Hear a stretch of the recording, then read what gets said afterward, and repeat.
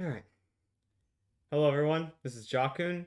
I am back in the end of the year, looking back on all that I have read in terms of light novels. I'd say I've read a pretty decent amount of light novels this year, probably a little bit less than I had anticipated, considering the amount of light novels that I actually bought this year. But regardless, I'm gonna end off this year with a end of the year reading log. I mean, I'm going to tell you all what I read this year. And so, starting off in the month of January, we have the Rascal Does Not Dream Bunny Girl Senpai light novel, Volume 1, actually.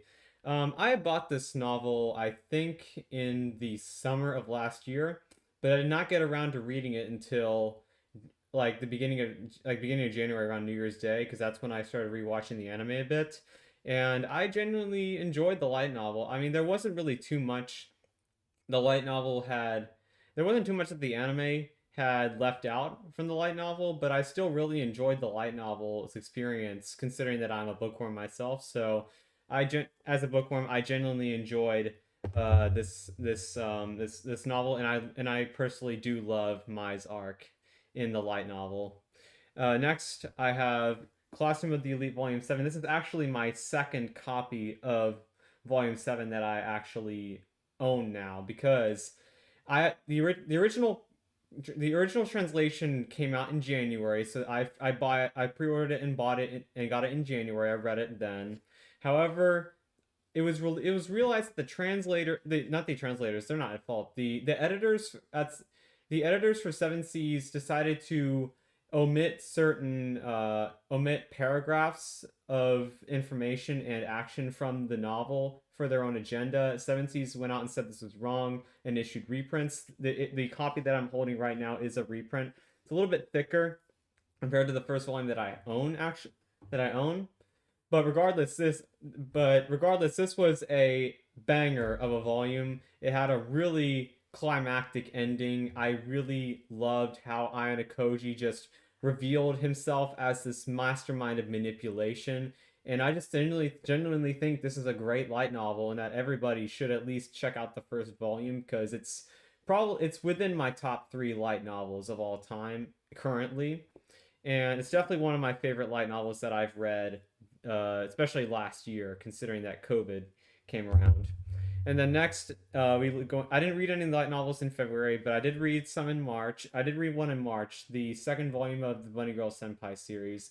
Um, in terms of Koga as a character, I don't think she's bad, but I didn't really personally relate to her story, but I still found her story quite good. I just personally did not relate to it.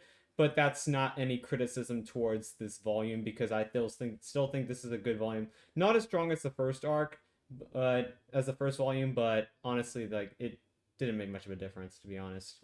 So I still recommend you read the second volume if you really want to continue the story.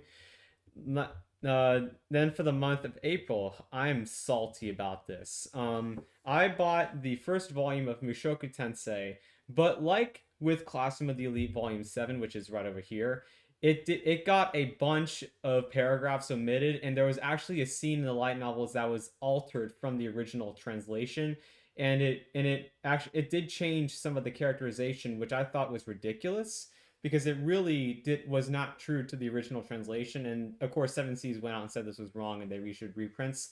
But regardless of the issue that this volume had in terms of of how poorly done the editors did, they did this volume pretty dirty. But regardless of that, I thought this was a great start to an epic isekai series that honestly does deserve its hype. I know a lot of people probably hate this and probably think Rudius is the worst character of all time. You guys can suck my balls. This is a great light novel. I don't care what anybody says about this. This is a great light novel. I highly recommend you read it. Next up, I did not read any light novels in May. However, I did read a lot in June. I read volumes 8 and 9 or this is volume 7.5 and 7.8 of Classroom of the Elite. This takes place in between during winter break. It does it does contain a lot of a lot of good dynamic between Kei Karuizawa and the main protagonist Ayano Koji. And while it was more slow of a volume compared to the honestly the absolute climax that was volume 7, it was still an enjoyable read, and I highly recommend you, if you liked volume 7, do continue onwards. I will warn you though, the later volumes haven't been as eventful or as higher quality in writing as the first 7 light novels. And then I also have volume 8. A lot of people in the Yozitsu community, or the Classroom of the Elite Discord community, tend to think that like all volume 8's like trash or whatnot. I did not personally find volume 8 that terrible, but it definitely wasn't the strongest volume. I think it was probably the weakest volumes in terms of its actual story compared to the previous volumes, but that's just coming from me. I haven't read this volume. I read this volume back in June, so that's to be expected. Why I probably think this is a little bit slow.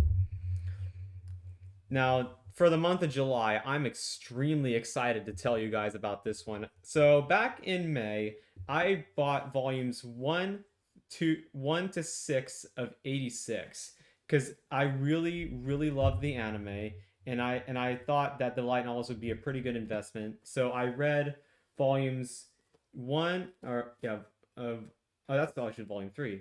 Volumes 1, 2, and 3. The anime is only covering 3 volumes with its 23 episode runtime. Now I'm very disappointed that the anime is getting delayed, but what can you do? Aniplex is just being a bunch of hoes right now. But I'm not here to talk about Aniplex and their crappy business practices, but 86 is a fantastic mecha war series that doesn't romanticize or glorify any of the war aspects. It's got a lot of heavy topics such as slavery, oppression. It's a mixture. If you loved the oppression themes of Code Geass and you're into the life or death, fight to the death stories like and survival stories like Attack on Titan, I think you're going to really enjoy 86, whether you go with the light novel, which is what I went with as well, and also the anime, which it also is beautifully and very well adapted by A1 Pictures, which is the same studio that did Sword Art Online. So, and actually, the first 11 episodes of the anime only covered this volume, which just goes to show how good this adaptation is. And I also and but to talk about the book itself, I thought it was a fantastic read. It's definitely a lot happens in one volume, and I definitely thought Lena was an excellent protagonist. Shin was also a really good protagonist too for his side of the story, and I can't wait to read more. Since the anime is getting delayed, I am probably going to skip ahead and read volume 4 because I've already read volumes 2 and 3, so I know what is going to happen in the anime. I mean, it's been going on. There's only like 3 episodes left, but 2 episodes have gotten delayed. But regardless, I definitely enjoyed reading these light novels, and I definitely recommend you read them because they are just fantastic. And if you don't want to read light novels, just go watch the anime. It's also pretty good. Now, for the month of August, I read Volume 9 of Classroom of the Elite. Now, I did not get this until I think September.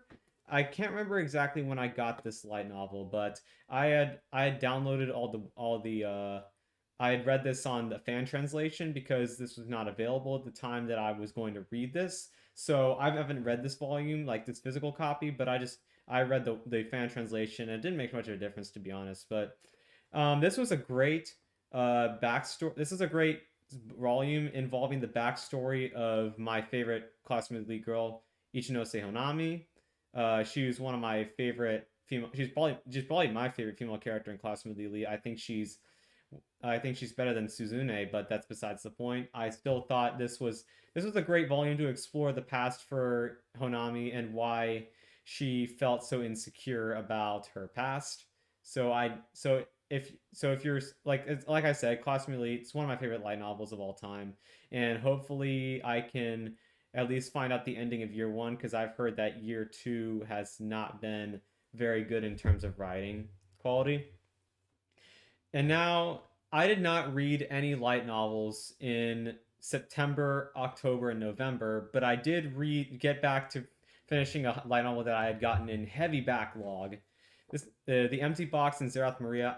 This light novel has been on backlog for an extremely long time, and I'd gotten it back in June, and I just never got around to reading it. I started it, but I never finished it. So I started back over on a road trip when I was going down to Florida, and I freaking love this. Honestly, this light novel blew my mind. It is one of the best time travel stories that I've ever experienced. It's honestly just a I I don't know the exact way to.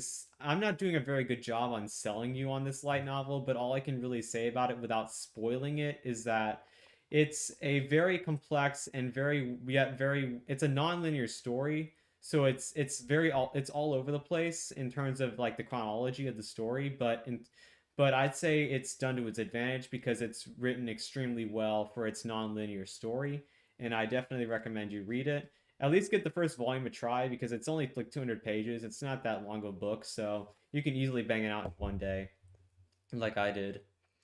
And lastly, in the month of December, I've recently finished the third volume of Rascal Dungeon and Bunny Senpai. This is covers Futaba's arc. I actually really liked Futaba's arc in the anime when I first watched it back in 2018, and I also in that same memories of watching the anime also carried over to when I read this volume of the light novel, and I it's like I re-experienced one of my favorite arcs in the series overall.